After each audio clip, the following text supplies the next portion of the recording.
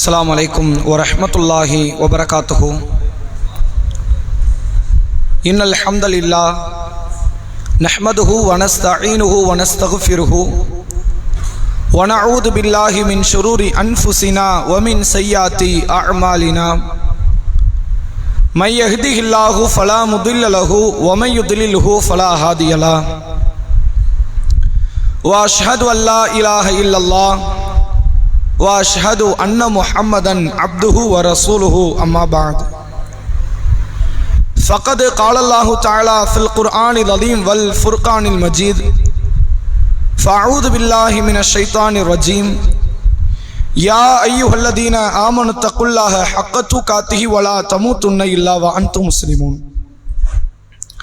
கண்ணியத்திற்கும் பெருமதிப்பிற்கும் உரிய எல்லாம் வல்ல அல்லாஹ்வின் நல்லடியார்களே, அல்லாஹுடைய பேரருளால் வாரந்தோறும் சனிக்கிழமை மக்ரிபு தொழுகையை தொடர்ந்து அல் குர்ஆனில் இருந்து 1000 கேள்விகள் என்ற தலைப்பின் கீழ் குர்ஆனினுடைய சில வசனங்களை உங்களுக்கு மத்தியில் எடுத்துச் சொல்லி அதிலிருந்து கேள்விகளை கேட்டு அதற்கான பதில்களையும் விரிவுரையையும் தொடர்ச்சியாக நாம் அறிந்து கொண்டு வருகிறோம் இறைவனுடைய பேரருளால். அந்த அடிப்படையில் இன்றைய தினத்தில் சூரா அல் பக்ரா என்ற 2வது அத்தியாயத்தின் 200வது வசனத்தில் இருந்து 230வது வசனம் வரை உள்ள அந்த வசனங்களில் உள்ள வார்த்தை ஒவ்வொரு விளக்கத்தையும் ஒவ்வொரு வசனம் நமக்கு சொல்லித்தரக்கூடிய பாடத்தையும் கருத்துக்களையும் கேட்பதற்கான இந்த சபையில் நாம் ஒன்று திரண்டிருக்கிறோம். அல்லாஹுடைய பேரருளால் நபிகள் பெருமகனார் ஸல்லல்லாஹு அலைஹி வஸல்லம் அவர்கள் சொன்னார்கள், யார் ஒருவர் கல்வியை தேடி ஒரு பயணத்தில் செல்கிறாரோ அவருக்கு அல்லாஹ் சொர்க்கத்தினுடைய பாதையை இலகுபடுத்துகிறான் என்று பெருமானார் அவர்கள் சொன்னார்கள். மன் சலக்க தரீகன் யல்தமிசுஹு ஃபீஹி இல்மன், கல்வியை தேடி பயணிக்கக்கூடிய பாதையில் ஸஹலல்லாஹு தரீகன் இலல் ஜன்னா, சொர்க்கத்திற்கான பாதை இலகுவாகும். மார்க்கத்தை தேட தேட அல்லாஹ் சொர்க்கத்திற்கான பாதைகளை லேசுபடுத்தி கொண்டே இருப்பான். அதனால தான் இஸ்லாமிய மார்க்கம் அதிகமாக நினைவுபடுத்தக்கூடியது, அறிவற்ற அமலை விட அறிவுடன் கூடிய அமல் இருக்கிறதே அது தலை சிறந்த ஒரு காரியமாக மார்க்கம் எதிர்பார்க்கிறது. ஒருவருக்கு மார்க்கத்தை பற்றிய விளக்கமோ தெளிவோ இல்லாமல் அமல் செய்கிறார், அவரை விட மார்க்கத்தை பற்றிய விளக்கத்தை தெளிவை பெற்றுக்கொண்டு ஒருவர் அமல் செய்வாரே ஆனால் அந்த அமலுக்குத்தான் இஸ்லாத்தில் அதிக மதிப்பு இருக்கிறது. திருமறை குர்ஆன் சொல்கிறது, சூரா ஃபுர்கான் என்ற 25வது அத்தியாயம் இறுதி வசனங்களில் அல்லாஹ் பேசுகிறான், வல்லதீன இதா துக்கிரு பி ஆயாத்தி ரப்பிஹிம், அல்லாஹுடைய வேத வசனங்களை குறித்து அவர்களுக்கு அறிவுறுத்தப்பட்டால் லம் யஹ்ரு அலைஹிம் சும்ம வ உமியானா, அந்த வேத வசனங்களில் அவர்கள் குருடர்களாக செவிடர்களாக விழமாட்டார்கள். அதை ஆய்வு செய்து அதை புரிந்து விளக்கத்தை அறிந்து அப்படித்தான் அவர்கள் கடைபிடிக்கிற இடத்தில் இருப்பார்கள் என்று திருமறை குர்ஆன் பேசுகிறது. அந்த அடிப்படையில் ஒரு மகத்துவமான மார்க்கத்தினுடைய கல்வியை கற்றுக்கொள்ளக்கூடிய சபை நபிகளார் சொன்னார்கள், ஹைருக்கும் மன் தஅல்லமல் குர்ஆன வ அல்லமா, குர்ஆனை தானும் கற்று பிறருக்கும் கற்றுத் தருவாரே அவர்தான் உங்களில் சிறந்தவர் என்று. இந்த சபையில் நீங்கள் கற்றுக்கொள்ளுங்கள், பிறருக்கு குர்ஆனினுடைய பாடங்களை சொல்லித்தாருங்கள், சமுதாயத்தில் சிறந்தவர்களாக இருக்க வேண்டும் என்பதை உங்களுக்கு முதல் கட்ட நசியத்தாக சொல்லிக் கொண்டு இந்த நிகழ்ச்சியை நாம் ஆரம்பம் செய்வோம். அதுல ஆரம்பமாக முதல் கேள்வி ஆண்களுக்கு, எப்படி அல்லாஹ்விடத்தில் துஆ செய்ய வேண்டும் என்பதை அல்லாஹ் 2 வசனத்துல சொல்லித்தரான். எப்படி அல்லாஹ் சொல்றான் அப்படின்னா, இப்படி கேட்பவர்களுக்கு அவர்களுக்கு மறுமையில் எந்த விதமான பங்கீடும் கிடையாது, இப்படி கேட்பவர்களுக்கு அல்லாஹ்விடத்தில் நன்மை இருக்கிறது, கூலி இருக்கிறது என்று அல்லாஹ் சொல்றான். எப்படி கேட்கக்கூடாது, இப்படி கேட்கலாம் சொல்லுங்க. சரி, இம்மையும் மறுமையும் சேர்த்து கேட்கணும். அப்ப எப்படி கேட்கக்கூடாது? ரப்பனா ஆத்தினா ஃபித் துன்யா அப்படி மட்டும் கேட்கக்கூடாது, சேர்த்து கேட்கணும். அப்படி கேட்டால் நிலைமை என்ன அதையும் அல்லாஹ் சொல்றான் அந்த வசனத்துல. இம்மையை மட்டும் கேட்பவர்களுடைய நிலைமை என்ன, மறுமையும் சேர்த்து கேட்பவர்களுடைய நிலைமை என்ன, அந்த வசனத்திலே தான் வருது அது. சரி, இது மேலதிக தகவல் தான், பெண்கள் இருந்து சொல்லுங்க.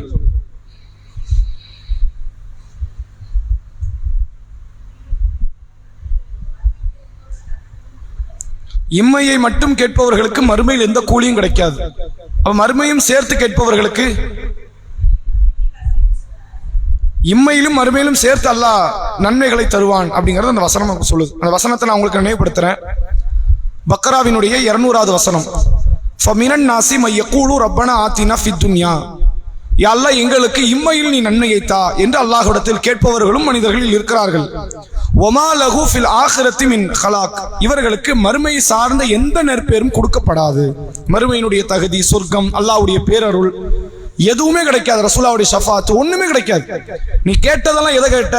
இம்மையத்தா, செல்வத்தா, பிள்ளையத்தா, நல்ல மனைவி, நல்ல கணவர், நல்ல வாழ்வாதாரம், நல்ல வேலை, நல்ல ஆரோக்கியம், நீண்ட ஆயுள், உலகத்தையே கேட்டுக்கிட்டு இருந்த. நான் உலகத்தை எல்லாம் கொடுக்கறேன். நீ மறுமையை கேட்காத காரணத்தினால் உனக்கு என்ன கிடையாது? மறுமையில் உனக்கு எந்த நற்பெரும் கிடையாது. சொர்க்கம் கிடையாது என்பது மட்டுமில்ல, அல்லாஹ்வுடைய பேரரும் கிடையாது, நபிகளாருடைய பரிந்துரையும் கிடையாது, அல் கௌசர் நீர்த்தடாகம் கிடையாது, அர்ஷுடைய நிழலும் கிடையாது. எந்த விதத்திலும் அந்த மறுமை நாளுடைய ஒரு கடுகளவு ஒரு பாக்கியத்தை, நற்பேரை கூட நீ பெற்றுக்கொள்ள முடியாது என்று மார்க்கம் சொல்லுது. அப்ப இதை எப்படி புரிந்து கொள்ளலாம் என்றால், ரசூலுல்லாஹ் கிட்ட ஒரு நபி தோழர் வரார். அல்லாஹ்வுடைய தூதரே, ஒரு நபர் ஏழைகளுக்கு உணவளித்திருக்கிறார், உறவுகளை அனுசரித்து வாழ்ந்திருக்கிறார், அண்டை வீட்டாரை கவனித்திருக்கிறார், பல நற்காரியத்தை செஞ்சிருக்கிறார். இவர் அறியாமை காலத்தில் மரணித்து விட்டார். இவருடைய நிலைமை என்ன? இவருக்கு சொர்க்கம் கிடைக்குமா அப்படின்னு கேட்கிறாங்க. இஸ்லாத்தை ஏத்துக்கல, ஆனா ஏழைக்கு உணவளிக்கிறார், நற்பண்பு. உறவுகளை அனுசரித்து வாழ்கிறார், நற்பண்பு. அண்டை வீட்டாரை கவனிச்சிருக்கிறார், பல நன்மையான காரியத்தை செய்திருக்கிறார். ஆனால் அல்லாஹ்வை அவர் நம்பவில்லை, ஈமான் கொள்ளவில்லை. இவர் நிலைமை என்ன அப்படின்னு கேட்கிறாங்க. அவர் ரசூலுல்லாஹ் சொல்றாங்க, அவர் நிரந்தர நரகத்திற்குரியவர். ஒரு காலத்தில் அவர் என்ன அடைய மாட்டாரு? சொர்க்கத்தை அடைய மாட்டார். ஏங்கிறது காரணம் ரசூலுல்லாஹ் சொல்றாங்க. இவர் ஒரு முறை கூட தன் வாழ்நாளில் யா அல்லாஹ் என்னை மன்னித்து விடு மறுமை நாளில் அப்படின்னு அவர் கேட்கல. மறுமையை நம்பாத, அல்லாஹ்வை நம்பாத, மறுமை வாழ்வை ஏசிக்காத, அதில் ஈடுபாடு காட்டாத ஒருவருக்கு அல்லாஹ் ஏன் நன்மையை தரணும்? என்ன காரணம்? அவசியம் கிடையாது. இல்ல, நீ தான் கேட்கலையப்பா அல்லாஹ் கிட்ட மன்னிச்சிருன்னு. நீ கேட்கலங்கும் போது அல்லாஹ் ஏன் உனக்கு தரணும்? நபிகளார் இதை ஒரு வாதமாக சொல்லி அவருக்கு மறுமையில் நற்பேர் கிடையாதுங்கிறாங்க. சில மாற்று மதத்தவர்கள் உண்டு. மாற்று மதத்தவர்கள் ஒரு சில பேர்ல நார்த்திகர்களா இருக்கட்டும், வேற வேற மதத்தை சார்ந்தவர்களா இருக்கட்டும், முஸ்லிம்களை பார்த்து கேட்பாங்க, இஸ்லாமியர்கள் மட்டும் தான் சொர்க்கம் போவாங்களா? ஆமா, இஸ்லாமியர்கள் மட்டும் தான் சொர்க்கம் போவாங்க.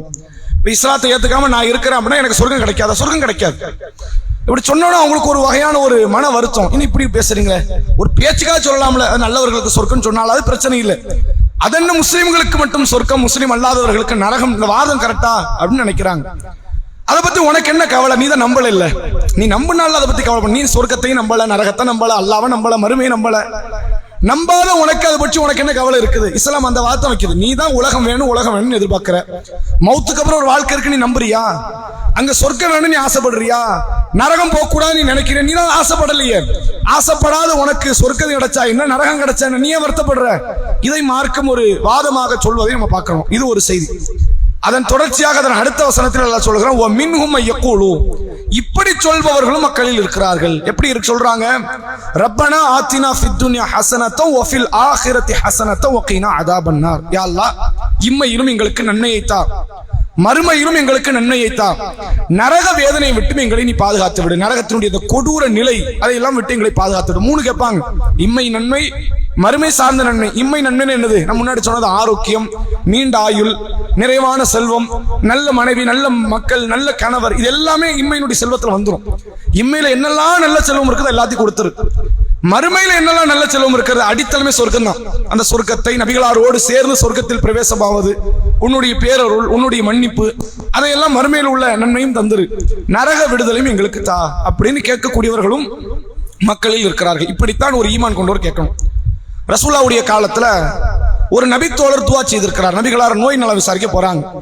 எப்படி ஆயிட்டாருன்னா, திடகாத்திரமாக இருந்தவர் ஒரு கோழி குஞ்சு குளிர் காலத்துல சுருங்கி போகுமே அப்படி அந்த நபி தோழர் ஆயிட்டார். ரொம்ப மெலிந்து பலகீனத்துக்கு போய், இப்படி ஒரு நோய் வந்து இப்படி ஆவாராங்கிற அளவுக்கு பலகீனத்துக்கு போயிட்டார் அவர். அவர் ரசூலுல்லாஹ் கேட்கிறாங்க, இன்னும் தோழரே நீங்கள் அல்லாஹ் கிட்ட ஏதாவது கேட்டீங்களா? கேட்கணும்ல. ஒரு இஸ்லாமியர் என்ன செய்யணும்? மருத்துவம் தேடுவதற்கு முன்பாக அல்லாஹ் கிட்ட ஒரு பெட்டிஷனை போட்டணும். யா அல்லாஹ் இப்படி ஒரு பிரச்சனை, நீ காப்பாத்து, கேட்கணும். நீங்க எதுவும் கேட்டீங்களா? ஆமா அல்லாஹ்வின் தூதரே அல்லாஹ்ட்ட துஆ செஞ்சேன். என்ன கேட்டீங்க? யா அல்லாஹ் என்னுடைய தவறின் காரணமாக மறுமையில் ஏதாவது குற்றம் பிடிப்பதாக இருந்தால் உலகத்தை பிடிச்சிரு, அப்படி நான் கேட்டேன். இது இஹ்லாஸ் உள்ள எண்ணம். இந்த எண்ணம் இருக்குதுல இஹ்லாஸ், அந்த இஹ்லாஸை எப்படி பயன்படுத்தணும் அவருக்கு தெரியல. சில பேர்லாம் நீங்க பார்க்கலாம், இஹ்லாஸை வெளிப்படுத்துவார்கள், எப்படி வெளிப்படுத்த வேண்டும் என்று தெரியாது. அதுல இது ஒரு காரியம். இவருக்கு என்ன பயம்? மறுமையில நான் தண்டனை அனுபவிச்சிடக்கூடாது, நரகம் பெறக்கூடாது, அல்லாஹ்வுடைய கோபத்துக்கு நான் ஆளாயிடக்கூடாது. என்ன உலகம் ஆஃப்டர் ஆல் ஒரு 60 வருஷம் 70 வருஷம், அல்லாஹ் என்ன போட்டு நைய புடைக்கட்டுமே, எல்லாம் மறுமையில் கிடைக்கிற கஷ்டங்களை எல்லாம் உலகத்தை நீ தந்துரு, எனக்கு மறுமையில நீ கஷ்டத்தை தந்துடாத நான் கேட்டேன். ரசூலுல்லாஹ் சொன்னாங்க, சுப்ஹானல்லாஹ், அல்லாஹ் தரக்கூடிய அந்த வேதனையை உலகத்திலேயா தாங்க முடியுமா? அதுக்கு நமக்கு தாக்கத்து இருக்குதா? நீ உலகத்தில் அற்ப வாழ்க்கை நினைக்கிற அந்த அற்ப வாழ்க்கையில் கூட தாங்குவதற்கு நம்மளால முடியாது. இப்ப அல்லாஹ் தரமாட்டேங்கிறானா? என்னப்பா நீ இம்மையும் மறுபடியும் சேர்த்து கேட்டுட்ட, ஏதாவது ஒண்ணுதான் தருவேன் அப்படியே அல்லாஹ் சொன்னானா? சொல்லலையே. அப்ப ரசூலுல்லாஹ் இந்த துஆ சொல்லி தராங்க, ரப்பனா ஆத்தினா ஃபித் துன்யா ஹஸனா, யா அல்லாஹ் இம்மையில் நன்மை தா, வஃபில் ஆখিরাতি ஹஸனா, மறு உலக வாழ்க்கையில் நன்மை தா, வகீனா அதாபன்னார், எங்களை நரக வேதனையிலிருந்து பாதுகாத்து விடு என்று இந்த பிரார்த்தனையை இப்படி நபிகளார் சொல்லி தராங்க.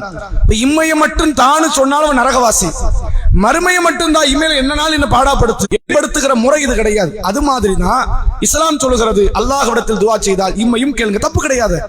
இம்மையை அனுபவிக்க கூடாதுன்னு மார்க்கம் எங்கேயா சொல்லி இருக்குதா? அனுபவிக்க கூடாதுன்னு சுலைமான் அலைஹிஸ்ஸலாம் அனுபவிச்சிருக்கலாமா? நபிகளார் திருமணம் முடிச்சாங்க, பிள்ளைகளை பெற்றெடுத்தாங்க, நபிமார்கள் எல்லாருமே கல்யாணம் முடிச்சாங்க. அப்ப அனுபவிக்க கூடாதுன்னு மார்க்கம் சொல்ல, கோடி கோடி ரூபாயாய் சேர்த்து வைங்க, தப்பு கிடையாது.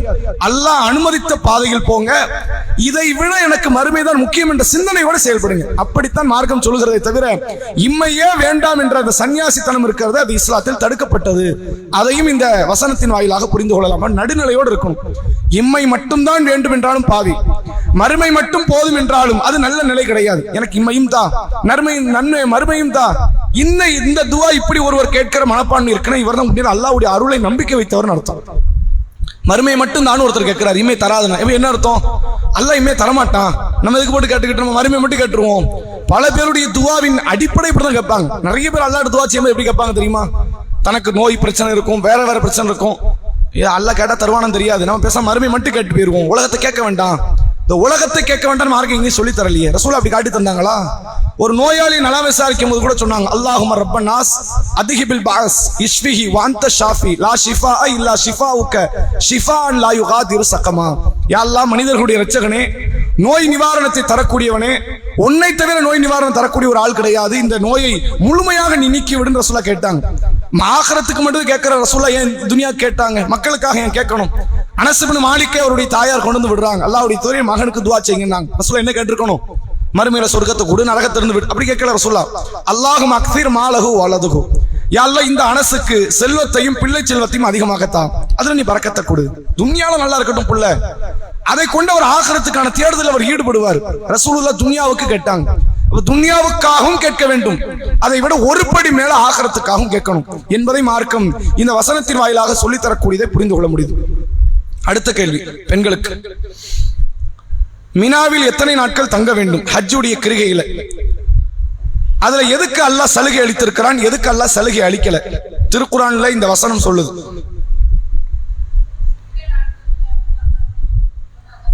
சரி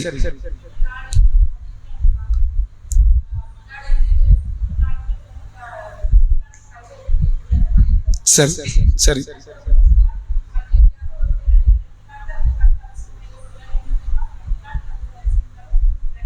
சரி 2 நாள் எரிஞ்சா போதுமா இல்ல ஒரு நாளும் எரிஞ்சா போதுமா? மொத்தம் எத்தனை நாள் கல் எறிகிற நாட்கள்? 3. வேற யாராவது? மினாவில் கல்லெறியக்கூடிய நாட்கள் மொத்தம் எத்தனை? ஆண்கள்ல 3 நாள் தானா? வேற யாராவது ஹஜ் உம்ரா ஹஜ் பண்ணவங்க 3 நாள் தான். பெருநாளோட சேர்த்து 4 நாள். பெருநாள் சேர்க்கணும்ல, பெருநாளையும் கல்லெறியணும்ல. எது? சரி சரி சரி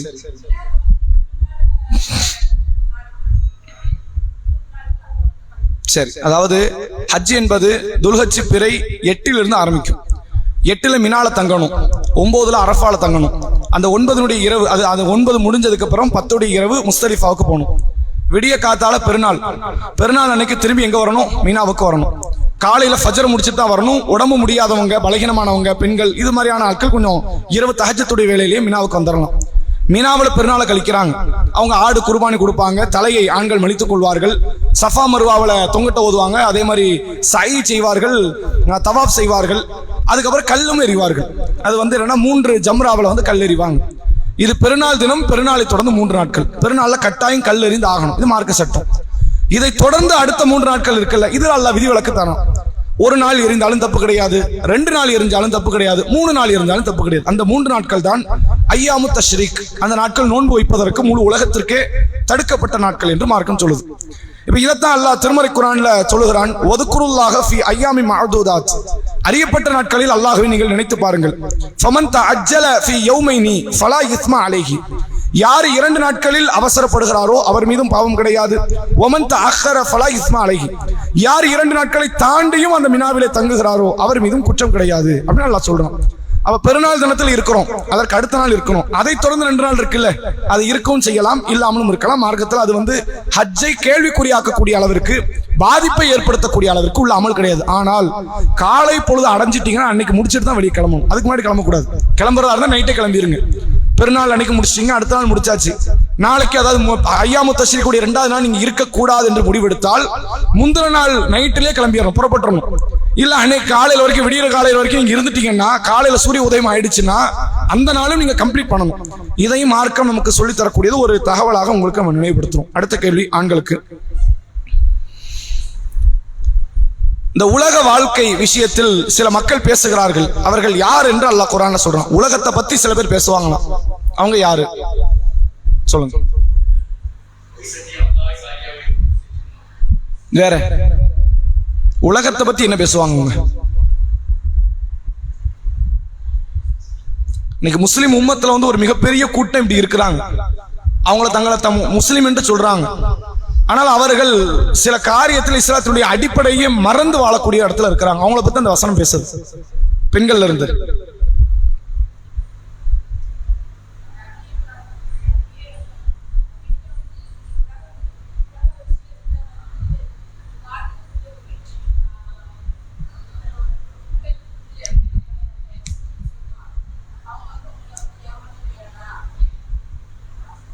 சரி, வேற நீங்க சொல்றீங்களா? வேற யாராவது? யூதர்களா? இல்ல, வேற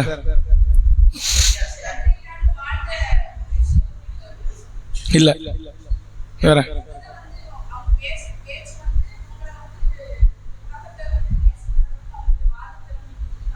சரி, யார் அவங்க? சரி, நம்ம அந்த வசனத்தை பார்த்துருவோம். பக்ராவினுடைய 204வது வசனம். ஓ மினன் நாசி மையு யுஜிபுக கௌலுஹு ஃபில் ஹயாத்தி துன்யா வ யுஷ்ஹிதுல்லாஹ அலா மா ஃபீ கல்பிஹி வ ஹுவ அலதுல் ஹிசாம். சிலர் பகிரங்கமாக கடுமையாக வாதம் செய்யக்கூடிய மக்களும் இருக்கிறார்கள். இவங்க யாரு? முஸ்லிம் பெயரை தாங்கி கொண்டிருக்கக்கூடிய மக்கள். சில பேர் கடுமையா வாதம் பண்ணுவாங்க. உலக வாழ்க்கை விஷயத்தில் உண்மை கவரும் விதத்தில் அவர்கள் பேசுவார்கள். அப்படிப்பட்டவர்களும் மனிதர்களில் முஸ்லிம்கள் இருக்கிறாங்க. உலக விஷயத்துல கவரும் விதத்துல பேசுறாங்க. காஃபிர் எல்லாரும் அப்படிதான் பேசுறாங்க. அப்ப எல்லா காஃபிரும் அது குறிக்கும். இப்படியும் சில மனிதர்கள் இருக்கிறாங்கன்னு என்ன அர்த்தம்? ஆகரத்தை நம்பக்கூடிய கூட்டத்திலேயே சில பேர் உண்டு, உலகத்தை தான் எதிர்பார்த்து கொண்டிருப்பாங்க. உலகம் போதும். இன்னைக்கு நீங்க பார்க்கலாம், சமுதாயத்துல மார்க்கம் மறுமைன்னு பேச மாட்டாங்க, உலகம் ஒற்றுமைன்னு பேசுவாங்க. இப்படி கூட்டத்தை நீங்க பார்க்கலாம். எப்ப அவன் மது வருந்துறான், இவன் வழிகேட்டில் இருக்கிறான், இவன் விபச்சாரம் பண்றான், இவன் வட்டி வாங்குறான், அதெல்லாம் பண்ணிட்டு போறான், நமக்கு தேவையில்லை. முஸ்லிம்லாம் ஒற்றுமையா இருக்கணும். இந்த ஒற்றுமை எதுக்கு? இது பயன் தருமா? வட்டி வாங்கக்கூடிய ஒருவன் இருக்கிறான், மது அருந்தக்கூடிய ஒருவன் இருக்கிறான், விபச்சாரம் செய்யக்கூடிய ஒருவன் இருக்கிறான். அவன் கிட்ட தீமையை தடுக்க வேண்டும் என்பது மார்க்கம் சொன்ன கட்டளை. இது எதுக்காக தடுக்கிறோம்? ஆகரத்துல நானும் சொர்க்கம் போகணும், அவனும் சொர்க்கம் போகணும். இதெல்லாம் அடிப்படை. நீ தீமையை தடுக்காத, வாயை திறக்காத. திறந்த என்ன ஆகும்? சமுதாயம் பிளவுபடும், ஒற்றுமை குலைஞ்சிரும். அதனால் உலகத்தினுடைய வாதங்களை பேசி பேசி எப்படி பேசுவார்கள்? உங்களை கவரும் விதத்தில் சிலர் பேசுவார்கள். பகிரங்கமாக வாதம் செய்வாங்க. நம்ம RSS காரன் அடிக்க போறான், அவன் கை ஓங்கிருச்சு, 3வது முறை ஆட்சிக்கு வந்துட்டான், இப்ப என்ன நடக்குன்னு தெரியாது, இப்ப என்ன செய்யணும்? வாயை திறக்காத, தீமையை தடுக்காத. நம்ம ஆட்கள்கிட்ட எல்லாரையும் ஒற்றுமையில ஏற்படுத்தணும். இந்த ஒற்றுமை பயன் தருமா? சாராயம் குடிக்கக்கூடியவர்களை சபையில் வைத்துக் கொண்டால் இந்த ஒற்றுமை ஏதாவது பயன் தருமா? பேசுவாங்க மக்கள்ல சில பேர். ஒரு சில பேர் சொல்லுவாங்க, ஆகரத்தை மட்டும் நம்பிக்கிட்டே இருந்தா நமக்கு ஏதாவது கிடைக்குமா? இம்மைக்காக போராட வேண்டாமா? போராடாமே நம்ம சாப்பிட்டுக்கிட்டு இருக்கிறோம், போராடாமே தண்ணி குடிச்சுக்கிட்டு இருக்கிறோம், போராடாமே ஆடை வாங்கிக்கிட்டு இருக்கிறோம், பெருநாளை கொண்டாடிக்கிட்டு இருக்கிறோம். இம்மைக்கு போராடுறோம். சில பேருக்கு என்ன பிடிக்கல? மறுமை பத்தி பேசாதங்கிறாங்க. அப்படி முஸ்லிம்கள் இருக்கிறாங்க. மறுமைக்காக போராடி போராடி என்னத்தை கண்ட அப்படிலாம் கேட்பாங்க. நீ தொழுதுகிட்டே இருக்கிறியப்பா, தொழுது தொழுது என்னத்தை கண்ட? சரி, நீ தொழாம இருக்கிறப்ப நீ அம்பானி ஆயிட்டியா? நீ தொழாம இருக்கிறியா அதானி ஆயிட்டியா? உலகத்தினுடைய கோடீஸ்வரன் ஆயிட்டியா? நீ தொழாம நீ அப்படிதான் இருக்கிற, நான் தொழுது அப்படிதான் இருக்கிறேன். எனக்கு உனக்கு ஒரு பெரிய வேறுபாடெல்லாம் கிடையாது. ஆனால் அல்லாஹ் என்ன சொல்லி தருகிறான்? இந்த உலக வாழ்க்கையை மறந்து மறு உலக வாழ்க்கையை எதிர்பார்த்து வாழணும். நபிகளாருடைய வழிகாட்டுதல் அதுதானே. ரசூலுல்லாஹ் கயிற்று பாயில படுத்து கிடக்கிறாங்க. உடல் எல்லாம் மேனி எல்லாம் புண்ணு வந்து அது வடுவாக மாறி இருக்கிறது. உமர் ரதியல்லாஹு அவங்க பார்த்துட்டு கேட்டாங்க, அல்லாஹ்வுடைய தூதரே ஒரு போர்வை வாங்கி தரவா? கண்ணீர் வடிச்சு கேட்கிறாங்க. ஒரு போர்வை அரசு கசானால இருந்து இல்ல, ஏன் சொந்த செலவுல இருந்து ஒரு போர்வை வாங்கி தரேன். ரசூல் அன்பளிப்பை ஏற்றுக்கொள்வாங்களா இல்லையா? ஒரு போர்வை. எவ்வளவு சிரமப்பட்டு நீங்க தூங்குறீங்க தங்குறீங்க, ஒரு போர்வை வாங்கி தரேன் நாங்க சொல்லிட்டு உமர் ரதியல்லாஹு அவங்க சொன்னாங்க, அல்லாஹ்வுடைய தூதரே, பைசாந்திய மன்னரை கிஸ்ராவை பாத்தீங்களா? நீங்க ரோமபுரி பேரரசு மன்னர்கள் நீங்க பாத்தீங்களா? அவன் வாழ்க்கை எப்படி இருக்கும் தெரியுமா? அப்படியே தங்க தட்டுல வாழ்ந்துகிட்டு இருக்கிறான். அவன் சாப்பிடுற பொருளும் அவன் நடை உடை பாவனை எல்லாம் உலகத்தில் இவனை மாதிரி யாருமே வாழ முடியாது என்ற உச்சாணி கொம்புல இருக்கிறான். அப்படிப்பட்டவனே இருக்கிறானே, ஒரு காஃபிர் இருக்கிறானே, ஒரு அல்லாஹ்வின் தூதர் நீங்க இருக்க கூடாதா? இந்த முஸ்லிம் சமுதாயத்தின் தலைவர் இங்க இருக்க கூடாதா? மக்கா மதீனாவினுடைய அரசர் நீங்க இருக்க கூடாதா? உமர் ரதியல்லாஹு அவங்க கேட்கிறாங்க. அப்ப ரசூலுல்லாஹ் சொன்னாங்க, படுத்து கிடந்த அல்லாஹ்வுடைய தூதர் எழுந்து கொண்டு சொல்கிறார்கள், உமரே, அவர்களுக்கு இந்த உலகம் என்றும் நமக்கு மறு உலகம் என்றும் அல்லாஹ் வாக்குறுதி அளித்தது உங்களுக்கு போதாதான்னு கேட்டாங்க. ரசூல், நமக்கு தான் அல்லாஹ் கொடுக்குறேங்கிறானே, அப்ப எதுக்கு இந்த உலகத்தை வேணும் வேணும்னு கேட்கணும்? அவசியமே கிடையாது. நான் எனக்கும் இந்த உலகத்துக்கும் என்ன சம்பந்தம் கேட்டாங்க. இந்த துன்யாவுக்கு எனக்கு என்ன சம்பந்தம்? நான் ஒரு வழிபோக்கு போய்கிட்டே இருக்கேன். எனக்கு அல்லாஹ் ஆகிரத்துல ஒரு மகத்தான ஒரு இடத்தை தரான். வலல் ஆகிரத்து கைருல் லக்க மினல் ஊலா. நபியே, இம்மையை விட மறுமைதான் உனக்கு சிறந்ததுங்கிறான். அப்படிப்பட்ட மறுமைக்காக பயணித்துக் கொண்டிருக்கிறேன் என்று நபிகளார் சொன்னார்கள். அப்ப ரசூலுல்லாஹ் உலகத்துக்காண்டி போராடமெல்லாம் கிடையாது. எதுக்கு போரிட்டாங்க? எதுக்கு ஆட்சி அமைச்சாங்க? எதுக்கு முஸ்லிம் சமுதாயத்தை கொண்டு வந்து ஆட்சியை கொடுத்தாங்க? எதுக்கு குற்றவியல் தண்டனை நிறைவேற்றினாங்க? எதுக்கு சக்காத் வசூலிச்சாங்க? எல்லாம் உலகத்துக்காக. ஆனா நான் வாழ்ற வாழ்க்கை என்ன படைச்சவனுக்காக, மறுமைக்காக. இந்த எதிர்பார்ப்போடு ஒருவர் வாழ்வாரே ஆனால் இம்மையும் சரியாக கடந்து விடலாம், மறுமையிலும் வெற்றி பெற்று விடலாம். ஆனா நிறைய முஸ்லிம் பாருங்க, வாதம் பிரதிவாதம் நிறைய பண்ணுவாங்க. தொழுதுகிட்டே இருந்தா சோறு கிடைப்பாங்க, தொழுது என்னத்தை கண்டோம்பாங்க. ஒருத்தர் போய் தொழுகை கூப்பிட முடியாது, வணக்க வழிபாடு நன்மை நோக்கி பள்ளிவாசலை நோக்கி வாங்கினேன், தொழுதா எனக்கு சோறு கிடைக்குமா? என் கடை யார் பாக்குறது? என் மனைவி யார் பாக்குறது? இவர் தான் போராடி பாக்குற மாதிரி அவர் நினைச்சுக்கிட்டு இருக்கிறாரு. அல்லாஹ் தான் கொடுக்கிறான் இஸ்லாம் சொல்லுது. அப்ப சிலருடைய வாதம் உங்களை உலக காரியங்களில் மயக்கக்கூடிய விதத்தில் சிலர் பேசக்கூடியவர்கள் இருக்கிறார்கள் அப்படின்னு அல்லாஹ் ரப்புல் ஆலமீன் இந்த வசனத்தில் சொல்கிறான். தொடர்ச்சியாக அல்லாஹ் சொல்கிறான், அவங்க உங்களை விட்டு திரும்பி போனாங்கன்னு வைங்க, பூமியில குழப்பத்தை ஏற்படுத்துவார்கள். வழிபாட்டுக்கு எதிராக, இஸ்லாமிய நம்பிக்கைக்கு எதிராக அவர்கள் பேசுவார்கள். ஒற்றுமை ஒற்றுமைன்னு சொல்லி இஸ்லாத்தினுடைய ஈமான்ல எவ்வளவு சதைச்சிட்டாங்க தெரியுமா? இன்னும் ஒற்றுமைங்கிறாங்க, இன்னும் ஒற்றுமைங்கிறாங்க. ஆனால் அவர்களுக்குள்ள அந்த ஒற்றுமையை கருத்தில் கொண்டு மார்க்கத்தினுடைய எத்தனையோ பல நிலைப்பாட்டை மறந்துட்டாங்க. இன்னும் கொஞ்ச நாள் பொங்கல் வரும், சமத்துவ பொங்கல், ஒற்றுமையா இருக்கணும். தமிழர்கள் நம்ம ஒற்றுமைக்கு மாற்றமே சொல்லலையே, எல்லாரும் ஒற்றுமையா இருக்கணும். உனக்கு ஒரு பிரச்சனை, நான் வந்து நிக்கிறேன், எனக்கு ஒரு பிரச்சனை, நீ வந்து நெல்லு. கொள்கையை மறந்து ஒற்றுமை தேவையா? அவசியம் படுமா? கிடையாது. இப்ப தமிழ்நாட்டுக்கு ஒரு பிரச்சனைனா எல்லா கட்சிக்காரங்களும் ஒண்ணா நிப்பாங்க.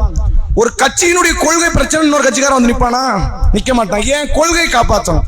இஸ்லாம் சொல்கிறது மனிதாபிமானத்தை காப்பாத்துங்க, அதோட சேர்த்து கொள்கையும் காப்பாத்துங்க. இவன் கொள்கையை விட்டுட்டு போய் மனிதாபிமானத்தை காப்பாற்றணும். அது அவசியப்படுமா? அது ஏதாவது ஒரு வகையில தேவைப்படுமா? சமுதாய ஒற்றுமை, சமுதாய நல்லிணக்கம் என்று இவர்கள் சொல்லக்கூடியதெல்லாம் இம்மையை மட்டுமே இலக்காக வைத்து பயணிக்கக்கூடியது. பல அரசியல்வாதிகள், முஸ்லிம்கள்ல பல அரசியல்வாதிகள் பேச்சு நீங்க கேட்கலாம், பல எத்தனையோ பல சமுதாய தலைவர்களுடைய பேச்சுக்களை கேட்கலாம். சில மார்க்க அறிஞர்கள் கூட பேசுவாங்க, மறுமையில முக்கியமே இல்லைங்கிற மாதிரி பேசுவாங்க. ஆக துன்யா போதும், துன்யா நம்ம ஒற்றுமையா இருந்தா போதும் என்பதை போன்ற இந்த எண்ணம் இருக்கிறது. இது இஸ்லாத்தில் இருந்து நம்மை வழிகெடுக்கக்கூடிய ஒரு பாதையாக மாறிவிடும் என்பதை அல்லாஹ் இந்த வசனத்தின் வாயிலாக நமக்கு எச்சரிக்கை தருகிறான். அடுத்த கேள்வி, அல்லாஹ்வை அஞ்சிக்கொள் என்று இவர்களுக்கு சொல்லப்பட்டால் இவர்கள் வாதம் என்னவாக இருக்கும்? பெண்களுக்கு அல்லாஹ்வை அஞ்சிக்கொள் என்று இவர்களுக்கு சொல்லப்பட்டால் இவர்களுடைய வாதம் என்னவாக இருக்கும்?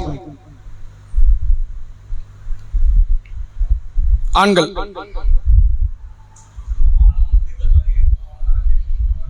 சரி, அல்லாஹ்வை பயந்து கொள் என்று ஒருவருக்கு அறிவுரை வந்தா அதை எப்படி அணுகணும் தெரியுமா?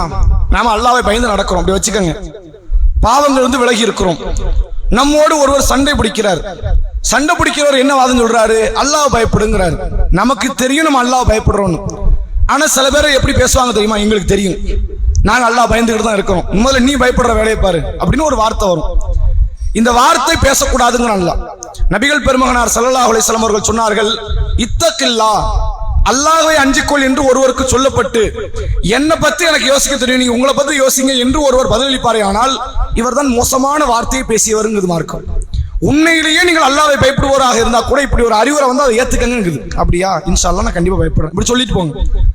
உண்மையில் உங்கள் மீது தப்பே கிடையாது. அல்லாஹ்வை பயந்துக்கேன்னு ஒருத்தன் பேசுறானே, அவன் தான் குற்றவாளி, தவறு செய்தவனாக இருப்பான்.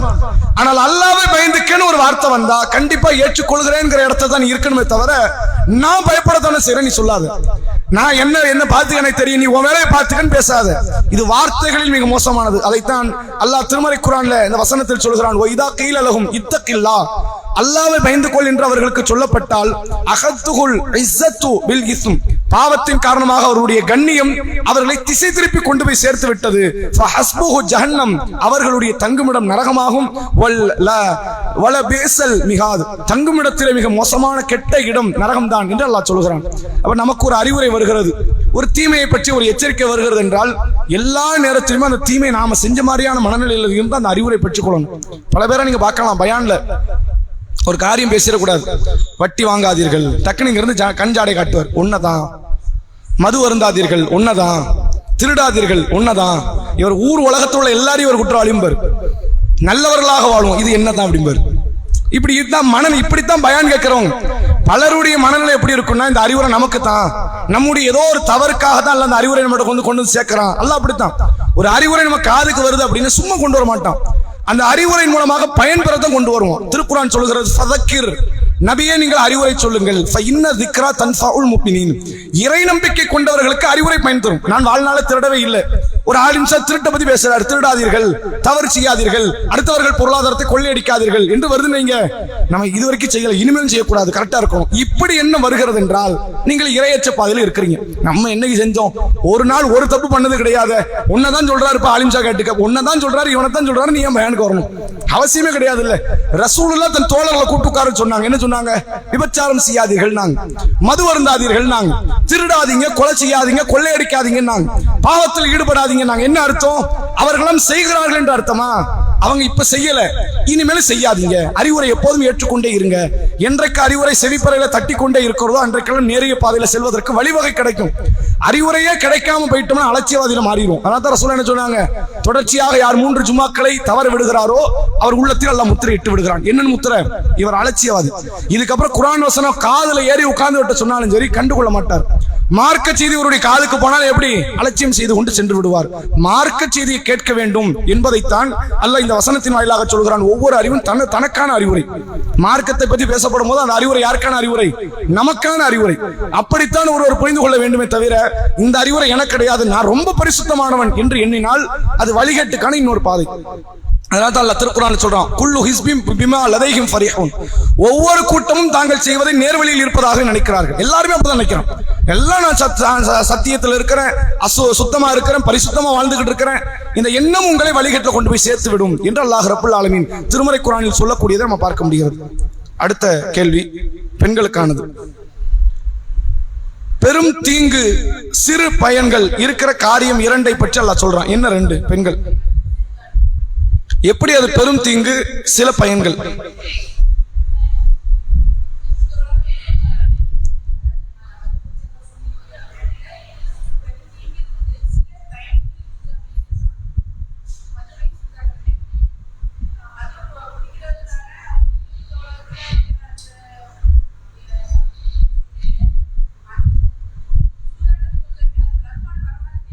சரி சரி, வேற ஆண்கள் இருந்து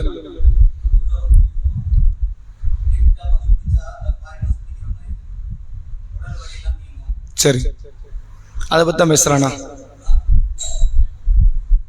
மதுவில் சில நன்மைகள் இருக்கிறது, நிறைய பாவங்கள் தீமைகள் இருக்குதுங்கிறான். என்ன நன்மை என்ன தீமை? வேற யாராவது? சரி, வேற?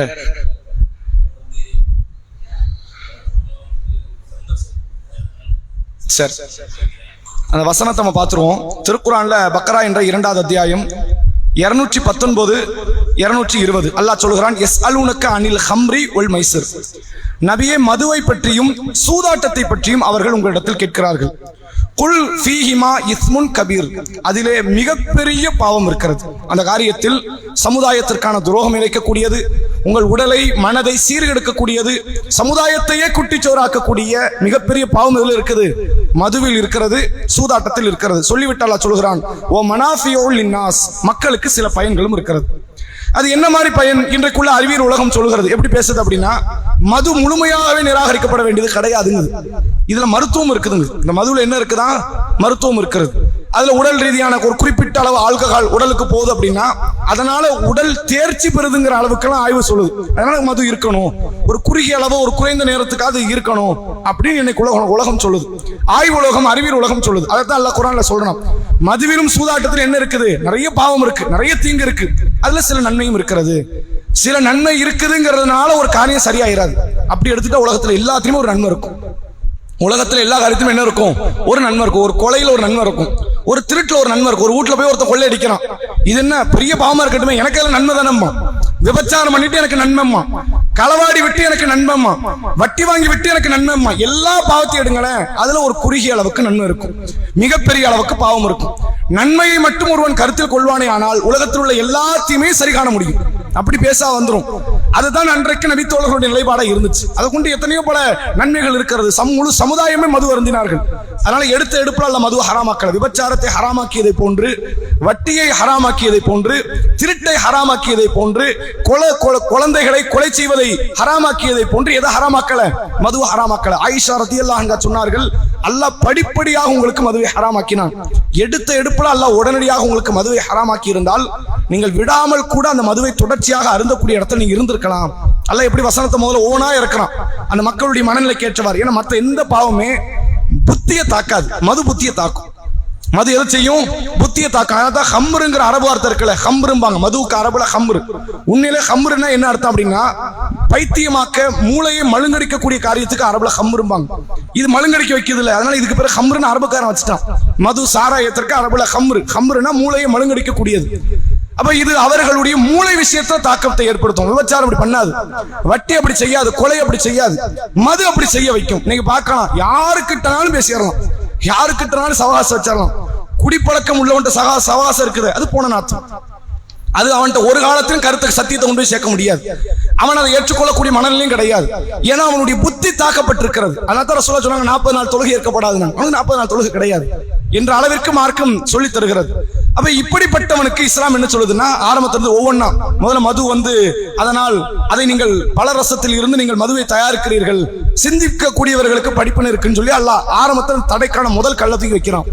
அடுத்து கொஞ்ச நாள் வசனத்துல சொல்லும் பொழுது அல்லாஹ் பேசுகிறான், இந்த மதுவை பொறுத்தவரை இதுல சில நன்மைகள் இருக்கிறது, அதிகமான தீமை இருக்குது. படிப்பினை பெற்று கொஞ்சம் திருந்துவாங்களா இல்லையா, திருந்தி வரணும்னு அல்லாஹ் அப்படி சொல்றான். அடுத்து அல்லாஹ் குர்ஆன்ல வசனத்தை இறக்குகிறான். என்ன சொல்கிறான்? யா அய்யுஹல்லதீன ஆமனூ லா தக்ரபுஸ் ஸலா வ அன்தும் சுகாரா, நீங்கள் போதையாக இருக்கும் போது தொழுகைக்கு நெருங்காதீர்கள். என்ன அதுல நிறைய பாவம்னா நம்ம விலகல. இப்ப பள்ளிவாசலுக்கு வராதன்ட்டானே, தண்ணி அடிச்சு என்ன பண்ணிடாத, பள்ளி பக்கம் வந்துடாதப்பா, தொழுகைக்கு வந்துடாதங்கிறானே, சரியில்லையே. அப்ப அல்லாஹ் அந்த மதுவை வெறுக்கிறானோ? இந்த நேரத்துல ரசூலுல்லாஹ் சொல்றாங்க, அல்லாஹ் மதுவை பற்றி தொடர்ச்சியாக பேசுவதை நம்ம பார்க்க முடியுது. ஒருவேளை மது தடுக்கப்படலாமோ என்று நான் நினைக்கிறேன், எனக்கு தெரியல. தடுக்கப்படலாம். அப்படி தடுக்கப்பட்டு விட்டால் இருக்கிற மதுவை நீங்கள் குடிக்கவும் முடியாது, விற்கவும் முடியாது. அதற்கு முன்னாடி குடிச்சு காலி பண்ணிருங்க, வித்து காலி பண்ணிருங்க. அது தடை செய்யப்பட்ட பிறகு அது ஹராமான பொருளாதாரமாக மாறிவிடும் நாங்க சொல்லலாம். அதே மாதிரி அல்லாஹ் திருமறை குர்ஆன்ல 5வது அத்தியாயம் சூரா மாயிதா 90வது 91வது வசனத்தை அருளுகிறான். இன்னமல் ஹம்ரு வல் மைசிரு வல் அன்சாபு வல் அஸ்லாமு, மது, சூதாட்டம், பலிபீடங்கள். பலிபீடம்னா ஒரு கல்லை வச்சதுக்கு முன்னாடி அறுத்து பலியிடுவாங்களா, தான் பலிபீடம். குறி கேட்கக்கூடிய அம்புகள்.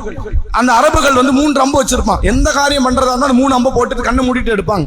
அதுல ஆம் இல்லை ஒண்ணுமே இல்லாம ஒரு எம்டியா ஒண்ணு இருக்கும். ஆம்னு வந்துச்சுன்னா அதை எடுத்துக்கிட்டு அவன் பயணத்தை தொடருவான், இல்லைன்னு வந்துச்சுன்னா அந்த பயணத்தை அவன் முடிச்சிருவான். ஏறத்தாழ சகனம் தான். ஒண்ணுமே இல்லாத எம்டி எடுத்தவன மறுபடியும் குளிக்கி போடுவான். இப்படி ஒரு வழிமுறை மூட பழக்கத்தில் இருந்தார்கள். இந்த 4 காரியமே ரிஜ்சும் மின் அமலி ஷைத்தான், இது அருவருப்பானது, ஷைத்தானுடைய நடவடிக்கை. ஃபஜ்தனிபூஹும் லஅல்லஹும் துஃப்லிஹூன், இதிலிருந்து முழுமையாக நீங்கள் விலகிக் கொள்ளுங்கள், நீங்கள் வெற்றி பெறுவீர்கள். அதான் தொடர்ச்சியில் அல்லாஹ் சொல்றான், மதுவின் மூலமாகவும் சூதாட்டத்தின் மூலமாகவும் ஷைத்தான் உங்களுக்கு மத்தியில் பகைமையும் வெறுப்பையும் ஏற்படுத்துகிறான். அது மட்டும்தான் நடக்கும். இந்த மதுவுல என்ன நன்மை? இதனால பகை வரும், வெறுப்பு வரும், உங்களுக்கு மத்தியில் குரோத எண்ணம் வளரும். அல்லாஹ்வுடைய நினைவை விட்டும் தொழுகை விட்டும் தடுப்பதற்கு இந்த மதுவை ஆயுதமா பயன்படுத்துறான்.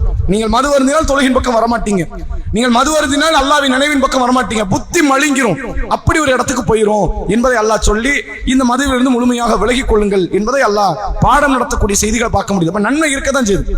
நன்மை இருக்குன்னா மதுவில் மட்டும் கிடையாது, உலகத்துல எல்லா பாவத்திலும் நன்மை இருக்கு. வட்டி எடுத்துக்கங்களேன், நன்மை இல்லாமையா இருக்குது. ஒருத்தர் என்ன சொல்றாருன்னா வீடு கட்டணுங்கிறாரு. அவர் என்ன பேசுறாரு, 50 லட்ச ரூபாய்க்கு வீடு கட்டணும். 50 லட்ச ரூபாய் யாரும் நம்பி தருவாங்களா? கடனு தர மாட்டாங்க. வட்டியில கடன் கிடைக்குமா? கிடைக்காது. இவர் நேர பேங்குக்கு போறாரு, இவர் வேலை பார்க்கிறாரு, அதனுடைய எவிடன்ஸ் எல்லாம் எடுத்து காட்டுறாரு, 50 லட்ச ரூபாய் அழகா கடன் வாங்குறாரு. கொஞ்சம் கொஞ்சமா அடக்குறாரு, 70 லட்சம் அடைச்சிட்டாரு. அவர் பாக்குறாரு, கிட்டத்தட்ட 30 வருஷமா அடைச்சு நானும் ஒரு வீட்டை கட்டிட்டேனே, இப்ப இந்த வீட்டை வித்தாலும் 1.5 கோடி ரூபாய் போகும், எனக்கு அதை கொண்டு லாபம் தானே, எனக்கு என்ன நஷ்டங்கிறோம்? 50 லட்ச ரூபாய் நான் கடன் வாங்கினப்பா, நான் 70 லட்ச ரூபாய் கொடுத்துட்டேன், எனக்கு 20 லட்சம் நஷ்டம் தான். இப்ப நான் அந்த வீட்டை வித்தா 1.5 கோடி ரூபாய் வரும். அப்ப லாபம் இருக்குதா இல்லையா? எல்லா பாவத்துக்குமே ஒரு நியாயம் கற்பிக்கலாம். ஒருத்தன் திருட்டு செஞ்சுட்டு நியாயம் கற்பிக்கலாம், கொலை பண்ணிட்டு நியாயம் கற்பிக்கலாம். என்ன பண்ணலாம்? அவன் எவ்வளவு பெரிய அயோக்கிய பேர் தெரியுமா? அவன் இருந்த சமுதாயத்துக்கு கெட்டது, அதனால தான் கொண்டுட்டோன்றலாம். எல்லா பாவத்துக்கும் சொல்லலாம். ஆனால் இந்த பாவத்திற்கு சொல்ல அதிக வாய்ப்பு இருந்துச்சு, அதனால தான் அந்த வார்த்தையால வைக்கிறான். என்ன சொல்றான்? மதுவால் சில நன்மை இருக்கத்தான் செய்கிறது, சூதாட்டத்தால் சில நன்மைகள் இருக்கத்தான் செய்கிறது. நீ தோத்துட்டா காசு போச்சு, ஜெயிச்சுட்டா கூடுதல் கிடைக்குமே இல்லையா? பம்பர் பரிசுல உழைச்சி வேர்வை சிந்தி சம்பாதிக்கக்கூடிய அந்த சம்பாத்தியத்தை மிக இலவ எடுக்கலாம் இல்லையா? நன்மை இருக்கு, ஆனால் அந்த நன்மையை விட தீமை அதிகம், துன்யாவிலும் அதிகம், ஆகிரத்திலும் அதிகம். நீங்கள் என்ன புரிந்து கொள்ளணும்? விலகுவதுதான் சரி. ஒரு காரியத்தில் எப்போதுமே அளவுகள் எப்படி வைக்கணும் தெரியுமா? இப்ப இன்னைக்கு நவீன கால பல பிரச்சனைகள் வரும். Facebook யூஸ் பண்றதுல இருந்து, சமூக வலைதளத்தை பயன்படுத்துறதுல இருந்து, வீட்டில் உள்ள பிள்ளைங்களுக்கு மொபைல் போன் கொடுக்கறதுல இருந்து, இதெல்லாம் இந்த சட்டத்தில இருந்து எடுத்துக்கலாம். பிள்ளைங்களுக்கு மொபைல் போன் கொடுக்கலாமா? பொம்பளை பிள்ளைக்கோ ஆம்பளை பையனுக்கோ கேம் விளையாட கொடுக்கலாமா? நன்மை அதிகமா தீமை அதிகமா? அதெல்லாம் நன்மை இருக்கும், இல்லாமலாம் கிடையாது. பிள்ளை வந்து வீட்டுல சேட்டை பண்ணிக்கிட்டே இருக்கான், போனை கொடுத்து அல்லான்னு உட்காந்துக்கிட்டு இருக்கும், ஒரு பொருள் சேதம் கிடையாது. இருக்கா இல்லையா? வெளியே போறான், கையை காலை உடச்சிட்டு வரான், வீட்டுல உட்காந்து அல்லான்னு உட்காந்துட்டு போனை பார்த்துக்கிட்டே இருக்கிறான், அதெல்லாம் நன்மை இருக்கு, தீமை அதிகம். நீங்கள் எந்த காரியத்தை புதிதாக ஒரு நவீன பிரச்சனை வருது, அந்த பிரச்சனை மார்க்கத்தின்படி ஹலாலா இருக்கும். ஏன்னா மார்க்கம் சில காரியத்தை மேலோட்டமா பேசும், அடிமட்டத்தில் நம்ம அந்த காரியத்தை பார்க்கணும்னு எப்படி பார்க்கலாம்? இந்த வசனத்தை அளவுல வச்சுக்கலாம். நன்மை அதிகமாக இருக்கும் பட்சத்தில் அது மார்க்கத்தில் ஹலால், தீமை அதிகமாக இருக்கும் பட்சத்தில் நன்மை இருக்கத்தானே செய்து நாங்க வாதம் பேசக்கூடாது. நன்மை இருக்குதே, நாங்க பொம்பளை பிள்ளைகிட்ட போன் கொடுக்குறோம், வெளியே போனா அந்த பிள்ளை போன் பேசுமே, ஏதாவது ஒரு பிரச்சனை எங்கிட்ட போன் போட்டு சொல்லுமே. ஆனா உலகத்தில் எப்படினாலும் தகவலை பரப்பலாம். அவள்கிட்ட நீங்க தனிமையில போனை கொடுக்குறீங்களா, அது பாவத்திற்கு வழிவகை செய்யுமா இல்லையா? இந்த வசனத்தின்படி எதுவெல்லாம் பெரும் தீமைகளை சமுதாயத்திற்கு கட்டவிழ்க்கிறதோ அதுவெல்லாம் ஹராம் என்கிற முடிவுக்கு நாம வந்து விடலாம் என்பதை இந்த வசனத்தின் வாயிலாக புரிந்து கொள்ள முடியுது. அடுத்த கேள்வி, எதை செலவு செய்ய வேண்டும்? ஆண்கள் நம்ம பார்த்த இதே 30 வசனத்துல எதை செலவு செய்யணும்? தர்மம் செய்யணும். செலவு செய்யணுங்கிறத விட எதை தர்மம் பண்ணணும்? நல்லதை. அப்படி வசனம் இருக்குது குர்ஆன்ல, இந்த 30ல இல்ல, வேற அதுவும் இருக்கு, ஆல் இம்ரான்ல வருது, வேற இதுல இல்ல.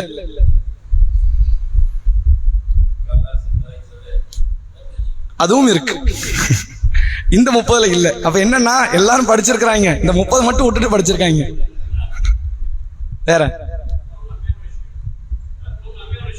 சரி, எதை தர்மம் செய்யணும்? நல்லதை செய்யணும்னாங்க. அதுக்கப்புறம் அதான் கரெக்டான பதில். திருமறை குர்ஆன்ல சூரா பக்ராவில் அல்லாஹ் ரப்பல் ஆலமீன் இப்ப நம்ம பார்த்த வசனத்தினுடைய தொடர் வசனத்துல அல்லாஹ் சொல்றான், வ யஸ்அலுனக மாதா யுன்ஃபிகூன். நபியே, உங்களிடத்தில் அந்த சஹாபாக்கள் கேட்கிறார்கள் எதை தர்மம் செய்யணும்? தர்மம் செய்யுங்க, தர்மம் செய்யுங்க அல்லாஹ் சொல்றானே. குர்ஆன்ல நீங்க பார்க்கலாம், தொழுகைக்கு அடுத்தபடியா ஒரு காரியம் ஏவப்பட்டது என்றால் தர்மம் தான். நிறைய பேர் நீங்க இஸ்லாமிய கடமைகளை வகுப்பாங்க, எப்படி போடுவாங்க? களிமா, தொழுகை, நோன்பு, ஜக்காத், ஹஜ்ஜிம்பாங்க. இஸ்லாம் அது தப்புங்குது. களிமா, தொழுகை, ஜக்காத், நோன்பு, ஹஜ். தொழுகைக்கு அப்புறம் என்னதான் வரணும்? ஜக்காத்து தான் வரணும். நோன்பு அதுக்கப்புறம் தான். குர்ஆன்ல நீங்க பார்க்கலாம், தொழுகையை பத்தி பேசின எல்லா இடத்துலயும் ஜக்காத்தை பத்தி பேசுவோம்.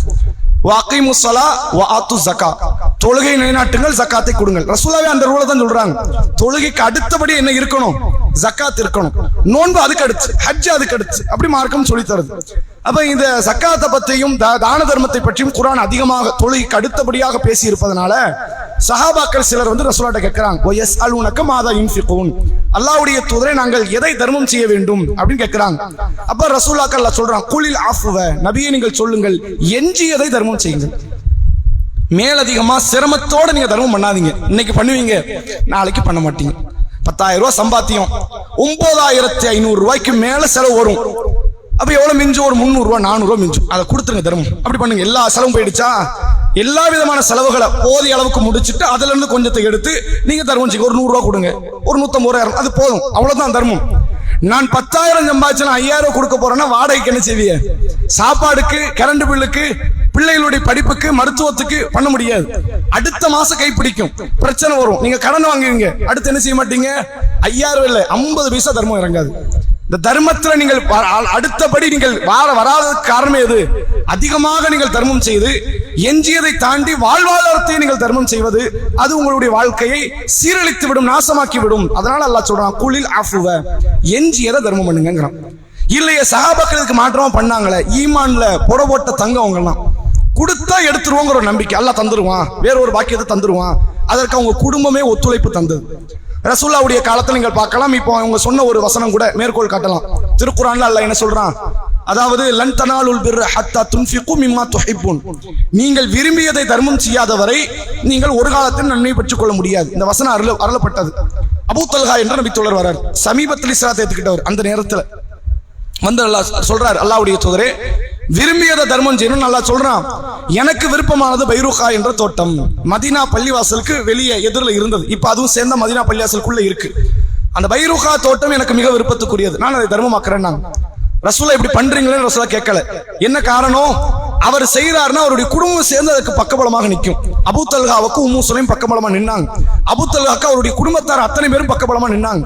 அப்ப நிலைமை என்ன ஆகும்னா, நீங்கள் செய்யக்கூடிய தர்மம் அளவுக்கு மிஞ்சிய தர்மமாக இருக்கும் பொழுது உங்கள் மனைவியோ, கணவரோ, பிள்ளைகளோ, குடும்பத்தாரோ அதன் மீது ஆதிக்கம் செலுத்த வேண்டிய தேவை உடையவர்கள் அதற்கு துணை போகலன்னு நீங்க அடுத்த மாதம் உங்களால் தர்மம் செய்ய முடியாது, தர்மம் செய்ய விட மாட்டாங்க. அப்படி ஒரு நிலைக்கு போயிடும். அதனால்தான் அபு தஹதா என்று அழைக்கப்படக்கூடிய, தர்தா என்று அழைக்கப்படக்கூடிய ஒரு நபித்தோழர் வராரு. ரசூலுல்லாஹ் காலத்துல ஒரு மர விஷயத்த ஒரு பஞ்சாயத்து, ஒரு நபித்தோழருக்கும் இன்னொரு நபித்தோழருக்கும். ஒரு மரத்தை அவர் கேட்கிறார், அந்த தோட்டத்தில் இருக்குது, என் தோட்டத்தில் இருக்குது, அது அவருக்குரிய மரம், இந்த மரத்தை வாங்கித்தாங்க. ரசூலுல்லாஹ் போய் பரிந்துரைலாம் பேசுறாங்க. அவருக்கு மரத்தை விட்டு கொடுத்துருப்பா காசுக்கு, இல்ல நான் கொடுக்க மாட்டேன். சொர்க்கத்துல மரம் கிடைக்குப்பாங்கிறாங்க, இல்ல நான் தரதா இல்ல, அது என் விருப்பம் இல்ல, என்ன யாரும் கட்டாயப்படுத்த முடியாதுல்ல, அது சொர்க்கத்துல கிடைக்கிட்டு வேற வேற அமலை வச்சு நான் வாங்கிக்கிறேன், இந்த மரத்தை நான் தருவதாக இல்லைங்கிறார். இந்த அபூ தர்தா என்ற நபித்தோழர் அந்த ஒரு மரத்துக்குரியவர்கிட்ட போய் கேட்கிறார், அந்த ஒரு மரத்தை எனக்கு தான், பகரமாக எனது தோட்டத்தை நான் தரங்கிறார். முழு தோட்டத்தை, அந்த ஒரு மரத்துக்கு பகரமா முழு தோட்டத்தை தரங்கிறார். ஒரு மரத்தையும் வாங்குகிறார். வாங்கி எந்த நபர் மரத்தை கேட்டாலும் அவர்கிட்ட கொண்டு கொடுத்தாச்சு. நேர ரசூலுல்லாஹ் வராங்க, அல்லாஹ்வுடைய தூதரே இந்த மர பிரச்சனை நடந்துச்சே, சொர்க்கத்துல பேரிச்சை மரம் நடப்படும் என்று சொன்னீங்களா ஒருத்தரை பார்த்து, அந்த மரத்துக்காக நான் எனது தோட்டத்தை வித்தேன், அந்த மரத்தை கூட நான் வைக்கல, யாருக்கு கொடுக்கணும்னு நீங்க எதிர்பார்த்தீங்களோ அவர்கிட்ட நான் கொண்டு போய் கொடுத்துட்டேன், இது அல்லாஹ்வுக்காக நான் செஞ்சேன், எனக்கு சொர்க்கத்துல இடம் இருக்குமான்னு கேட்டாங்க. ரசூலுல்லாஹ் சொன்னாங்க, கண்ணெட்டுகிற தொலைதூரம் எல்லாம் பேரிச்சை மரத்தினை நான் உனக்காக பார்க்கிறேன் என்று சொன்னார்கள். இதுல ஒரு அடிப்படை தெரிஞ்சுக்கங்க, அவருக்கு ஒரு மரம், இவருக்கு என்ன கண்ணெட்டுற தூரம், உழைப்புக்கு ஏத்த மாதிரி கூலி கொடுக்கும் மறுமை நாள், அதுக்கான ஒரு அடிப்படை. நீ அங்க கொடுக்கறது அவர் ஒரு மரத்தை கொடுக்க போறாரு, இவர் ஒரு தோட்டத்தை கொடுத்தாரு. ஒரு மரத்தை கொடுத்தவருக்கு மறுமை நாள் ஒரு மரம், தோட்டத்தை கொடுத்தவருக்கு ஒரு மரம், அப்படின்னா அது லாஜிக் இல்ல. நீங்க ஒரு தோட்டத்தை கொடுத்தீங்க, சொர்க்கத்தில் கண்ணெட்டுகிற தொலைதூரத்திற்கு பேரிச்ச மரங்களை உங்களுடைய இடத்தை பார்க்க முடிகிறது. அவர் நேர வீட்டுக்கு போறாரு. இவர் பேரு அபூ தர்தா, இவருடைய மனைவியின் பேரு உம்மு தர்தா. அந்த வீட்டு தோட்டத்துக்குள்ளதான் இருக்கு. இவர் தோட்டத்தை கொடுத்தாரு, எதையும் கொடுத்துட்டாரு, வீட்டையும் கொடுத்துட்டாரு. இப்ப இவர் நாடோடி, ஒண்ணுமே இல்லாத நடுத்தருக்கு வந்துட்டார். போய் தன்னுடைய மனைவி உம்மு தர்தாவை கூப்பிடுறார். உம்மு தர்தாவே, இதை சொர்க்கத்துக்கு பகரமாக, அவர் இப்படிதான் சொல்றார், இந்த தோட்டத்தை சுவனத்துக்கு பகரமாக நான் ரசூலுல்லாஹ் இடத்துல கொடுத்துட்டேன், இதுக்கு பதிலா நமக்கு என்ன கிடைச்சிருச்சு, சொர்க்கம் கிடைச்சு, எனக்கு கிடைச்சது அது உனக்கு தான் கிடைச்சது, நீ தானே பக்கபலமா நிக்க போற, வாங்க போவோம், நீ சொல்லணுமா இல்லையா என்று அவர் பேசுகிறார். அந்த மனைவி சொல்கிறார், ரபி பையா, தலை சிறந்த வியாபாரம், வேற எது கொடுத்துருந்தா நான் அதை விரும்பி இருக்க மாட்டேன், சொர்க்கத்துக்கு வாரம் கொடுத்து வந்துட்டீங்கல்ல, அப்ப வாங்க போவோம். இங்க அங்க அகைன்ஸ்டா பேச முடியும், அந்த மனைவி நினைச்சு பேச முடியுமா இல்லையா? நீங்க கையாளாகாத மனுஷனா இருக்கிறீங்க, ஒரு காசு பணத்தை கொடுத்துட்டு வந்தா சரிங்களா, சொர்க்கத்துக்கு ஒரு மரத்தை கொடுக்கலாம், ஒரு பகுதியை கொடுக்கலாம், ஒரு சென்ட் லேண்ட கொடுக்கலாம், முழு தோட்டத்தையுமா கொடுத்துட்டு வருவீங்க அப்படின்னு அங்க சண்டை போடவும் அவங்களால முடியும். சண்டை போடல, நல்ல வியாபாரம் என்று அதை ஆர்வப்படுத்தி அந்த நபித்தோழரோடு இவங்க வீட்டை விட்டு புறப்படுகிறார்கள் என்றால், இப்படி ஒருவருக்கு ஒரு வாய்ப்பு கிடைக்கும், நீங்க முழு சொத்தையும் தர்மம் செய்யலாம். மார்க்கம் அவங்க என்ன செய்யல, தடுக்கலாம் கிடையாது. அப்படி இல்லாத பட்சத்துல அவங்க எதைத்தான் தர்மம் செய்யணும், குலில் ஆஃபுவ, எஞ்சியதை தர்மம் செய்யுங்க. அப்ப யாரும் தடுக்க முடியாதுல்ல. என்னுடைய சம்பாத்தியம் இவ்வளவு இருக்குது, மனைவிக்கான கடமை, பிள்ளைக்கான கடமை, தாய் தந்தையருக்கான கடமை, எனக்கான கடமை எல்லாத்தையும் முடிச்சாச்சு, மிஞ்சியதை நான் தர்மம் செய்யறேன், யாரு கேட்க முடியும்? யாராவது வந்து கேட்க முடியும்? மனைவி வந்து எதிர்த்து கேட்க முடியுமா? கணவர் கேட்க முடியுமா? பிள்ளைங்க கேட்க முடியும்? யாரும் கேட்க முடியாது. அதனால அல்லாஹ் சொல்றான், எஞ்சியதை தர்மம் செய்யுங்கள்.